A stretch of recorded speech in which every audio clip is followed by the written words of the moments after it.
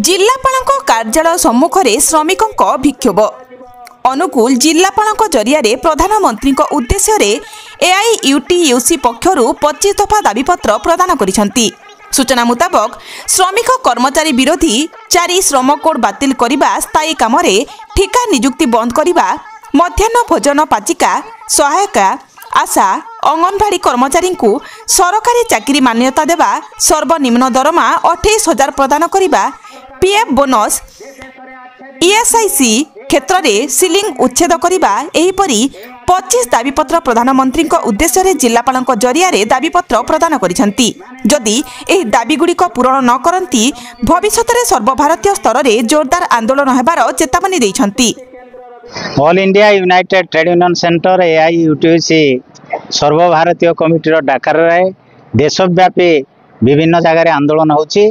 आज एआईयूटीयूसी अनुगुल जिला कमिटी पक्षर अनुगुल जिलापाल ऑफिस सम्मुख में आंदोलन हो दायीपत्र प्रधानमंत्री उद्देश्य प्रदान करा मुख्यतः केन्द्र में 2014 मसीह बीजेपी सरकार आसिला परे 11 वर्ष धरी श्रमिक कर्मचारी चाषी साधारण मनीष विरुद्ध रे विभिन्न नीति एवं पदक्षेप लागू करुछंती। ता विरुद्ध रे देशव्यापी श्रमजीवी जनसाधारण को संगठित करा जाउची, विक्षोभ आंदोलन कार्यकारी करा जाउची।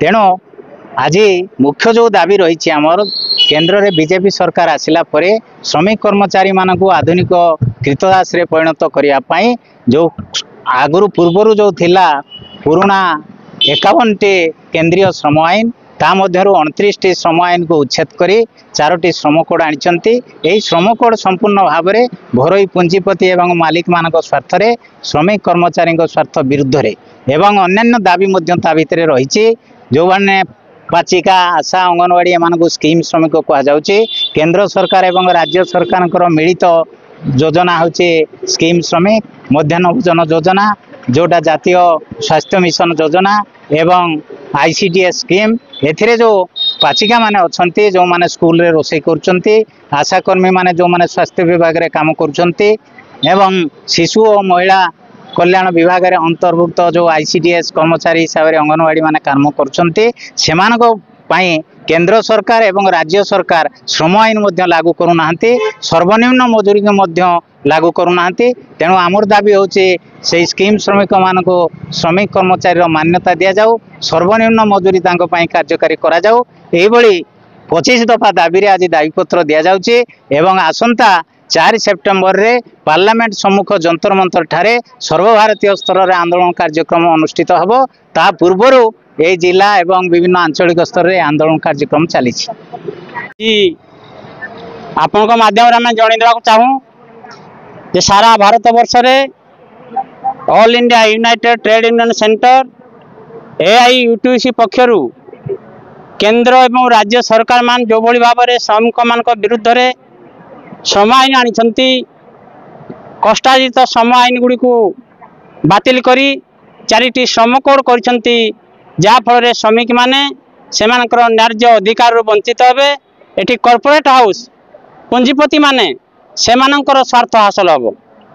द्वितीय रे जोठी सरकार जड़े मंत्री एमएलए हो गले तार जीवन सारा पेंशन पाउजी 2002 मसीहा ठारू केंद्र तत्कालीन केंद्र सरकार पेंशन व्यवस्था को पूरा बातिल कले एवं वर्तमान जो माने चाकरी करिवे कर्मचारी हेबे से कर्मचारी निज दरमार पैसा काटिले से पेंशन पाइबे। Contributory self contributory pension scheme करा जायछि।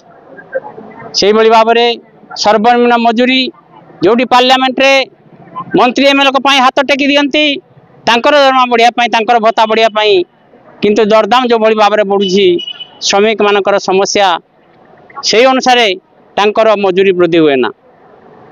द्वितीय दरदाम कथा न कहवा भल, जोटी कर्मचारी मानकर पीएफ आ सिलिंग उच्छेद करा जाउनी, तांकर जेते दरमा पाइले भी मात्र 15,000 टंकार पीएफ कटा जाए। ईएसआई क्षेत्र में से भाव में 21,000 दरमा पाइले सी ईएसआई सहित तांकर कौन संपर्क रहिबो नहीं।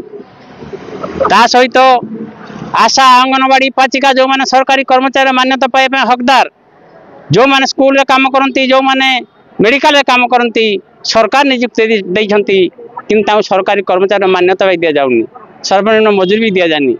ଏଇଭଳି ଭାବରେ 25 ଦଫା ଦାବି ନେଇ ଆଜି ମାନ୍ୟବର ପ୍ରଧାନମନ୍ତ୍ରୀଙ୍କୁ ଜିଲ୍ଲାପାଳଙ୍କର ଜରିଆରେ ଦାବିପତ୍ର ଆମେ ଦେଇଛୁ ଏବଂ ଏ ଦାବି ଯଦି ପୂରଣ ନ ହୁଏ ତାହେଲେ ଆଗାମୀ ଦିନରେ ସର୍ବଭାରତୀୟ କ୍ଷେତ୍ରରେ ବଡ଼ ଧରଣର ଆନ୍ଦୋଳନ ହେବ ଏବଂ ସରକାରକୁ ଆଜି ଆମେ এই ଚେତାବନୀ ଦେଇ এই বিক্ষোভ সমাবেশ সেটি করেছি।